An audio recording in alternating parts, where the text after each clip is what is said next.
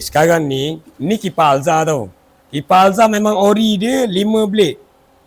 Sekarang kita nak try kacuk ni pakai yang 7 blade. Apa beza dia? Beza dia kita kena test dulu. Nampak? Kasih tak? Sekejap.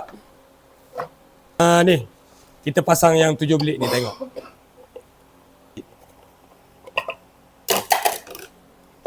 Okay, siap. Kita try yang ni. Sejuk ni. Rasa? Tapi kalau nak yang macam sebelum ni tu, memang kita bagi satu set macam ni. Nampak? Yang ni memang datang ori 7 blade gini lah. Test. Beza. Yang tadi motor Alza, nampak? Lain bunyi lah. Bunyi pun lain lah. Yang ni baru betul-betul high speed. Tapi kalau kata nak beza sikit, bolehlah ambil blade saja macam ni. Nampak? Ada banyak stok ni. Kalau nak. Tapi kalau kata nak main dengan lalang, memang yang ni lah.